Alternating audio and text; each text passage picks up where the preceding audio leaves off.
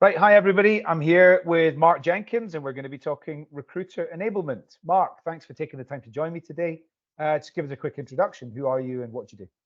Perfect. Yeah, cheers, Alan. Hi everyone. I'm Mark Jenkins. I've been in the TA industry for around 8.5 years now. Kind of worked within, not-for-profit organisation with a caring type industry through to supporting huge growth as well. An e-commerce business, and now I'm a TA ops manager at one of the largest mobile game studios, which got a global presence, top grossing leader in social casino mobile games. Cool. Are you a gamer? I am, yeah. I absolutely love PS5 or games on like a laptop, Mac, anything like that.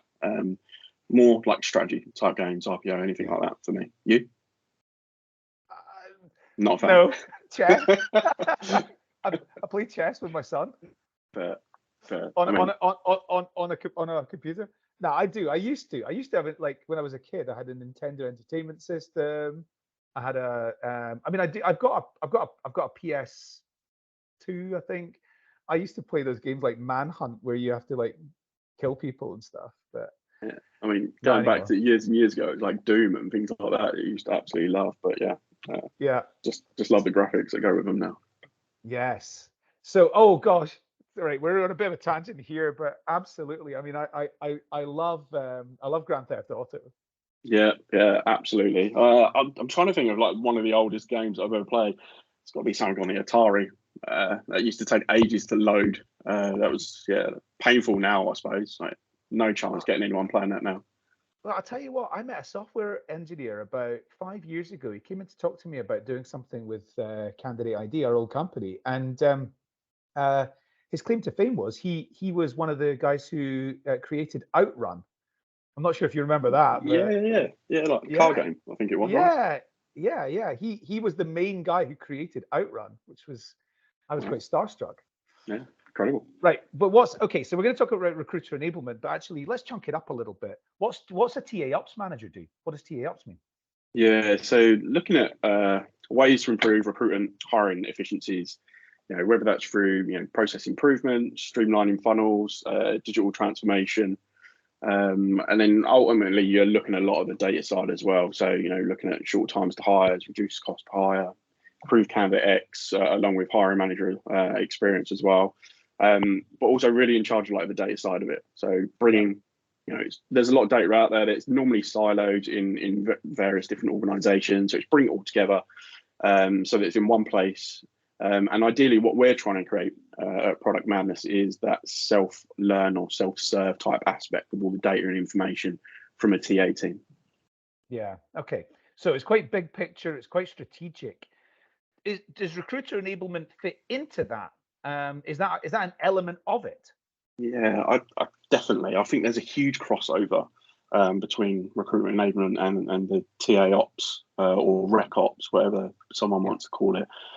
For a rec ops, for me, it's a way of, recruitment enablement for me, it's how I'd explain it is, you're giving the recruitment teams what they need to do their job well and fast. Whether that's the right tools, resources, support to find, evaluate, hire the people for the organization they work for.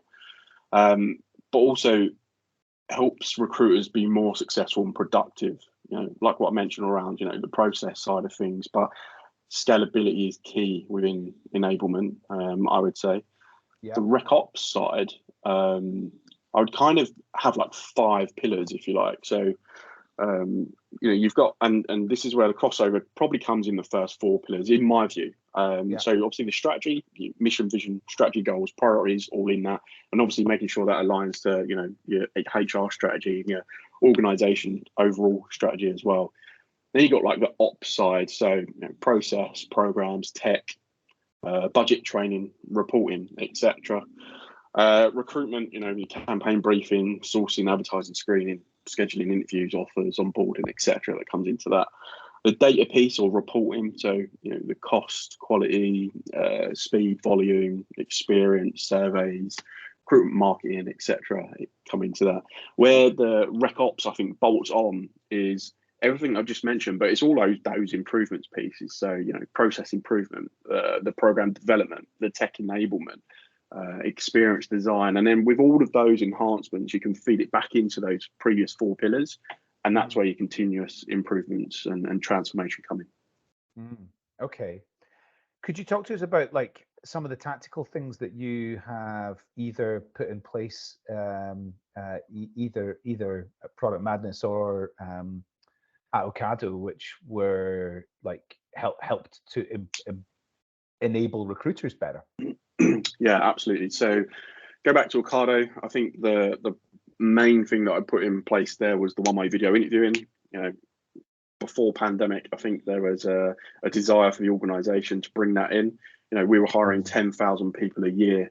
If I give like a quick summary of, hiring managers were interviewing 8 hours a day, an hour each for each interview. It was across, 25 different sites, I believe they had at that time.